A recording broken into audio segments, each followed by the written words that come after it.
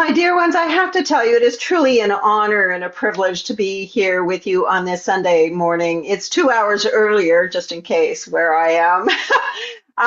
But you all have become really quite practiced at holding sacred space online. And I know that you're looking forward to gathering in your own space again. And I pray that it happens very soon, sooner than you would expect.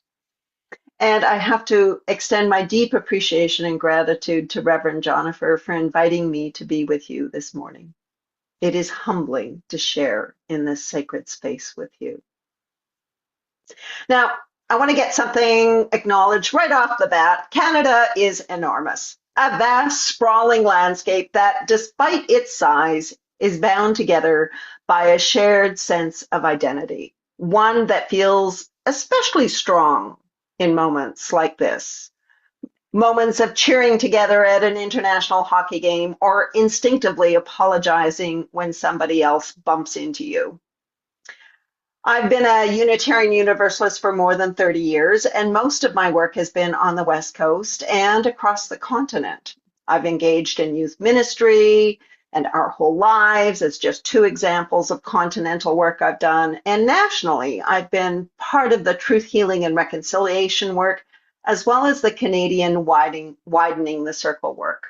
And while I've spent a lot of time navigating the cultural gap between Canadian and US UU spaces, I don't know about you, but I find myself thinking now more than ever, what does it mean to do this work here in this big, complicated country at this point in time?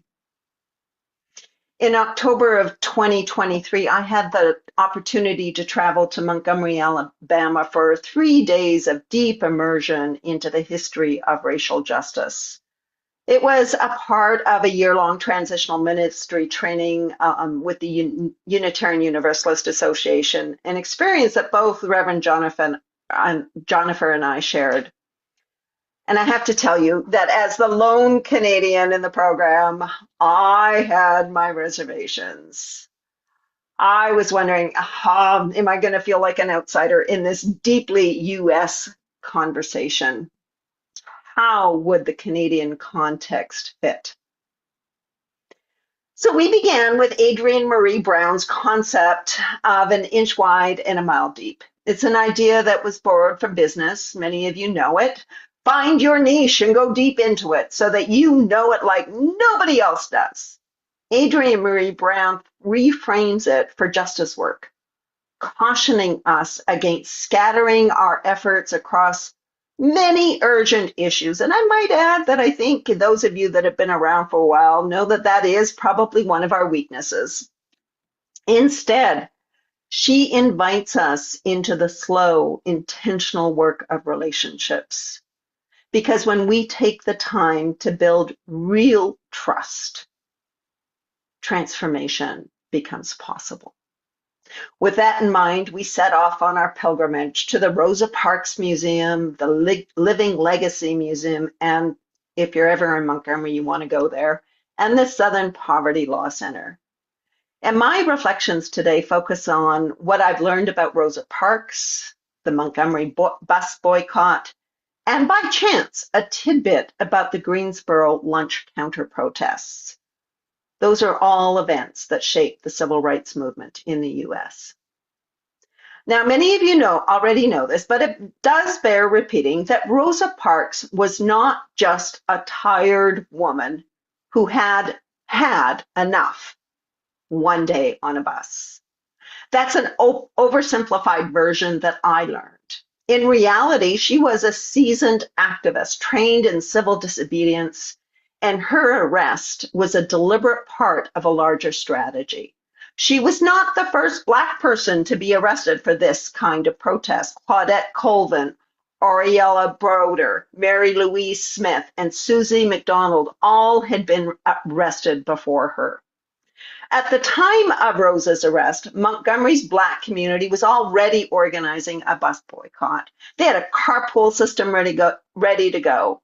When she was arrested on December 1st, 1955, within days, flyers were mimeographed. And for those of you that don't know, a mimeograph machine was a pre-photocopier contraption that worked by forcing ink through a stencil, a process that involved a lot of cranking and smudging.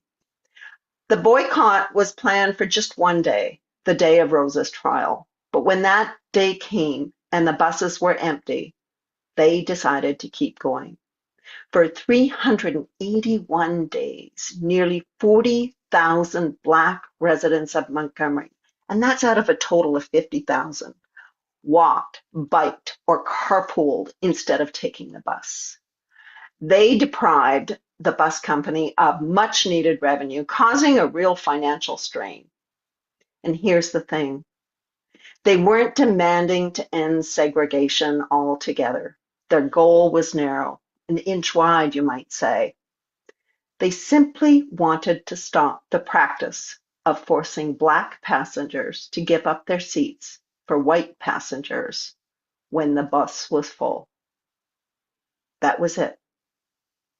And because they went a mile deep, they changed history.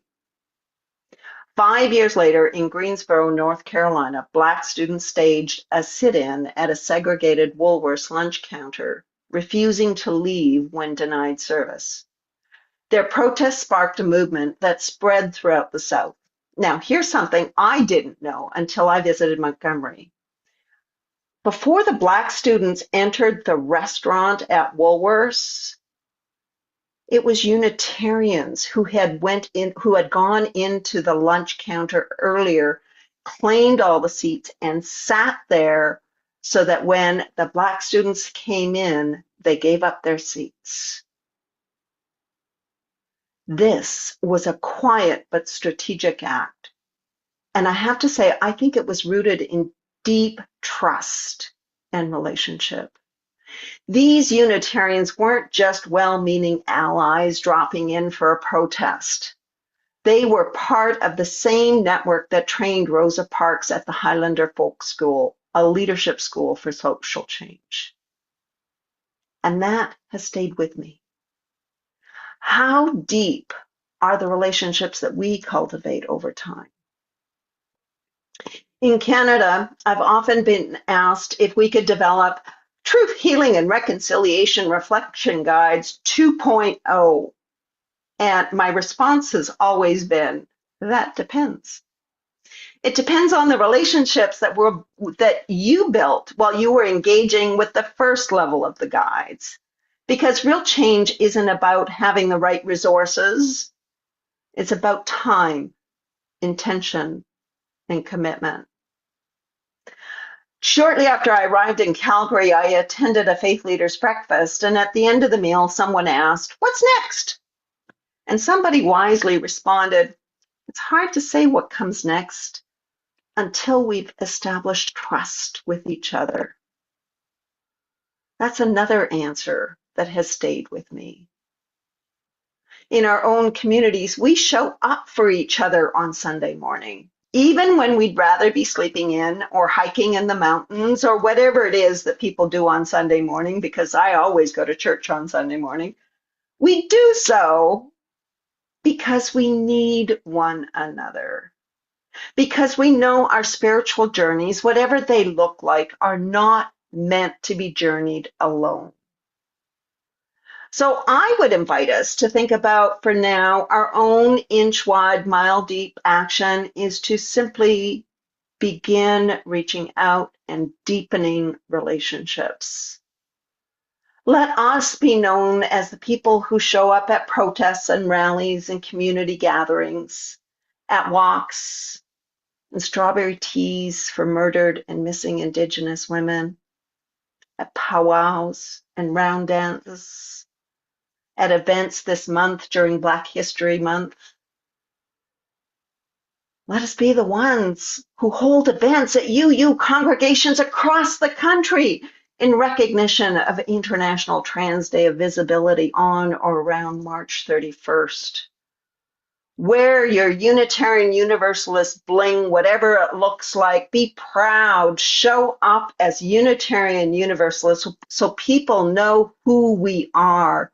Do not be shy about that. It's not proselytizing to wear your congregation's logo on your baseball hat, on your hoodie, on your backpack, whatever it is.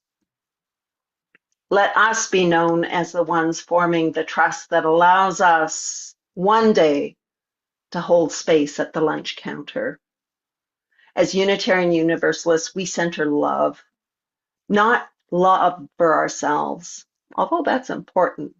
Not just love for our congregations, and that's vital too, but the kind of love that transforms, the kind of love that calls us to work together in community until we are all free.